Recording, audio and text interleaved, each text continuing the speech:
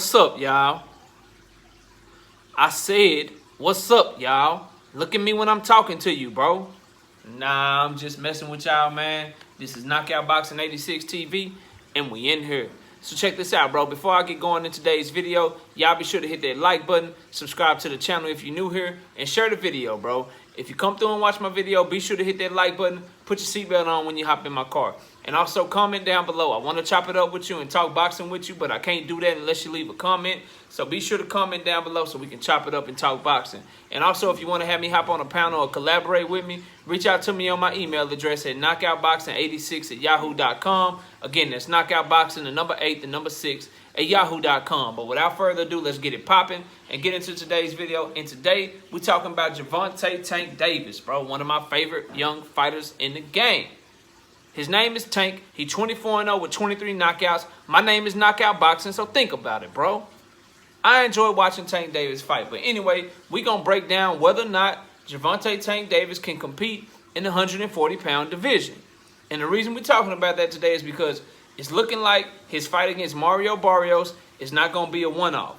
According to reports, Gervonta Tank Davis wants to stay at the 140-pound division after fighting Barrios. And he wants to fight the winner of Josh Taylor and Jose Ramirez, assuming that he can get that fight made, which would be a big money fight. I think either one of those guys make more money fighting Tank Davis than they would anyone else, because I believe that's obviously a pay-per-view fight. And if Tank Davis's pay-per-view with Barrios performs well on Showtime next month, he could definitely put himself in the catbird seat to get the winner of that fight between Ramirez and Josh Taylor. But the question that we have, and the question that we're going to attempt to answer for y'all today, is can Gervonta Tank Davis compete in the 140-pound division? And so let's talk about his disadvantages and his advantages in that division and whether or not I think he can compete, bro. So first of all, we're not going to even talk about power. We're not going to talk about power because we don't know if his power is going to translate to 140 pounds. Now, me personally, my opinion, I believe it will wholeheartedly, and I believe it could be even worse for dudes at 140. I believe he could potentially hit harder and be stronger at 140 pounds, bro. But we don't know that. We don't know that. That's my opinion. We'll see how he looks against Barrios, but I think the power will carry up with him and be even more devastating at 140 pounds because the weight cut is way less significant, which is going to make you stronger because you don't have to dehydrate yourself, which I believe he could have been leaving some power on the scale, trying to make 130, trying to make 135 pounds. And he also seems to be more disciplined right now because he knows it's different up there at 140. So we will see, but my opinion is it will carry up with him to 140, but we don't know yet. So let's not even talk about that anymore. Let's talk about, based on his skill set, based on his innate advantages and disadvantages, will he have a chance to compete with the top dogs at 140 pounds? And that's what I'm talking about, bro. I'm talking about the top dogs. I'm not talking about just some journeymen, because yes, he'll beat the shit out of some journeymen. Some selected opponents, yes, he'll beat the shit out of some selected opponents. That's not what we're talking about. Can he compete with the likes of Zepeda, Prograis, Taylor, Ramirez? You know, if Teofimo Lopez comes up to 140, him. If Devin Haney comes up to 140, him. Can he compete with those guys? Now, when you look at Gervonta Tank Davis, obviously he's going to have some innate disadvantages. All those guys are going to have the reach advantage on him. All of those guys are going to have the height advantage on him. And so when you look at whether or not he can compete, you have to ask yourself, can he make those guys fight his fight? Can he make those guys get in a fight with him and do what he is good at? And that's fighting inside the pocket. That's using his explosiveness, using his counter-punching ability from close range, using his leverage and his dogged mentality to force those guys to fight on the inside. That's what he would have to do to compete at 140 pounds. So when you think about it from that perspective, how do you get inside on an opponent? How are you able to force an opponent to fight your fight on the inside? It's a few ways you can do it. The main way, one of the main ways is using your jab to get on the inside. Using your jab to get on the inside, prodding with your jab until you close the distance, then boom, you get on the inside, you make them fight inside. I don't think Tank Davis can do that at 140 pounds because his reach is going to be shorter than all of those guys. So their jab will get there first. So he can't get inside that way, right? But another way to get inside is your feet, how explosive you are, how quick you are. You know, can you jump in? Can you jump in with power shots to start off a combination and get inside on people? Do you have head movement, right? To be able to dodge punches coming in. Tank Davis has those things. He has underrated head movement, right? He's willing to use his chin, which he has a good chin. Again, we got to see, and that's something that we won't even go there on. I won't get into too much detail on that because can he take the punches? Excuse me. Can he take the punches from 140 pounders? Again, I believe he can, but we got to see. So we ain't going to talk about chin. We're just going to stay with the footwork and the head movement, right? So we already don't think he's going to be able to use his jab to get inside because he's going to be shorter than all those guys. But your height or your lack thereof, your lack of height, can sometimes be an advantage against a taller fighter when you're far more explosive. And I think that's where Tank Davis is going to have the advantage in all of these fights.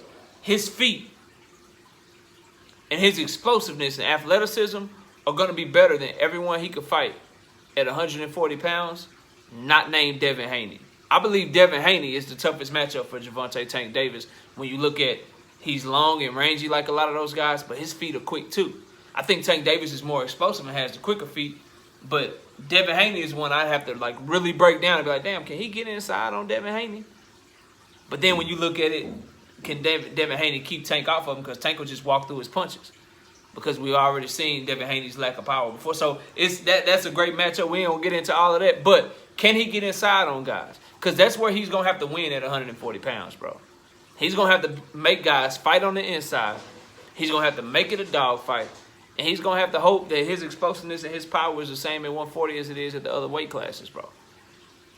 And I believe that he can get inside on those guys. When you look at the top, when you look at Zepeda, when you look at Prograis, when you look at Ramirez, when you look at Taylor, all of those guys have good footwork for taller guys that are 5'10". They have good feet. Like none of them just have bad feet. Or it's like, oh, he's stuck in mud. None of them do really, bro. But Tank is far more quicker than all those guys. He's more explosive. So he'll be able to get on the inside. He'll be able to get on the inside. And so when you look at it like that and you look at how all of these guys fight on the inside, can Tank Davis compete at the 140-pound division? Yes, bro. I believe he can.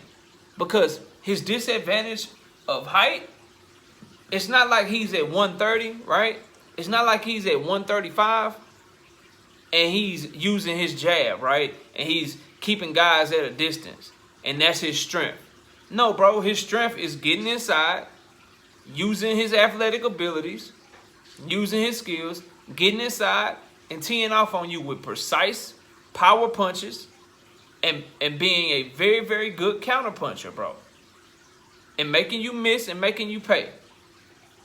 Parrying your shit and making you pay. Just go see Leo Santa Cruz. Whoop, bow. You know, like, that's what he do, bro. Can he do it at 140? Yes. Because those guys up there are not going to be as explosive and as quick as some of the guys down at 130, down at 135. So his disadvantage of height, the question is going to be with Tank Davis is, can he make up for it with his feet? Can he make up for it with his head moving and getting inside on guys?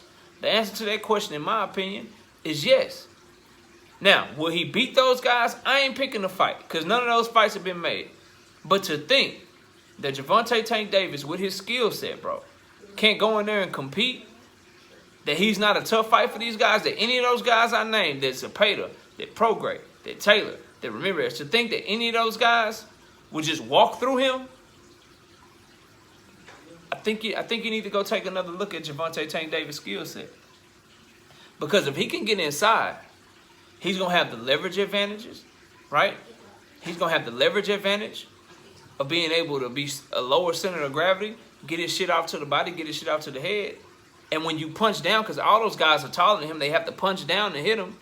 When you have to punch down from close distance, you lose in power, bro. It's harder to punch down. If you punching straight, that's where your power is. Out at a distance for a longer fighter, right? Before fighting in chest to chest, fighting on the inside, dog fighting, Tank Davis is going to have the advantage over all of those guys by his innate advantages. And his advantages, when you toe-to-toe fighting on the inside, his advantage is he's going to have better leverage on his shots. He's going to be more explosive. His shots, naturally, a hook, he's going through your body. The power of an uppercut is what? When you throw it up real hard, he's punching up. They're not going to be able to get the same leverage on their shots on the inside. Now, if he's fighting somebody that's able to keep him outside with a jab and has enough power that he ain't going to walk through and he going to have to respect that shit, and it also has some good feet and good foot movement to be able to keep the distance where they want it, then Tank Davis is going to run into some problems. But he can compete with these guys, man. So him staying at 140, I'm not really against it, you know, because at the end of the day, those fights down at 135, the really good ones, the ones that are great fights that we want to see Tank Davis, the Teofimo Lopez's, the Devin Haney's, those types of guys, even Ryan Garcia, if he ever gets his shit together and comes back, all of those guys, bro, they're coming to 140 anyway. And so if you Gervonta Tank Davis and you there already, they got to come see you regardless. And you don't have to worry about cutting down the weight, which we know he's had issues making weight at 130 and 135. Now you give yourself 5 more pounds to be more powerful, to not have to drain so much of your energy. So can he compete was the question that we asked at the beginning of this. Our answer at the end is hell yes, he can compete at 140 pounds by using his explosiveness to make these guys fight inside, to where he can get inside, take away their jab, because who needs a jab when you're fighting inside, and then use his ability and head movement in the pocket, right, at close distance to counterpunch, and have better leverage when they're throwing hooks and throwing uppercuts on the inside with each other. That's how he can compete at 140 pounds. So to the segment of people that think he just gets washed at 140, that he can't compete with any of those guys, man, I'm telling you right now, bro. I'm telling you right now, you heard it here first in case these fights ever happen. I'm telling you right now, he can compete, and he's a tough fight for any of them, bro. For anyone that you're now, whoever your favorite is, if you with Jose Ramirez, if you with Josh Taylor, if you with Regis Prograis, if you with Zepeda, whoever you with, maybe you just so confident in your guy, you feel comfortable with them fighting Gervonta Tank Davis. I'm here to tell you, you shouldn't be. You shouldn't be comfortable. If Gervonta Tank Davis is any of those guys' opponents, you should be nervous, bro. You should be nervous because he has some things that he can do at 140 pounds that will cause all of those guys problems. But y'all let me know what y'all think in the comment section. Y'all think Gervonta Tank Davis can compete at 140 pounds? Or do you think he needs to drop back down and he has no shot of competing? Let me know what you think in the comment section, man. Hit the like button, subscribe to the channel, and share the video. If you come through and watch the video, be sure to hit the like button. Put your seatbelt on when you hop in my car. And also, if you want to have me hop on the panel or collaborate with me, reach out to me on my email address at knockoutboxing86@yahoo.com. Again, that's knockoutboxing, the number 8, the number 6 at yahoo.com. I appreciate everybody that's watching. Enjoy the rest of your day. And with that, we out here. Peace.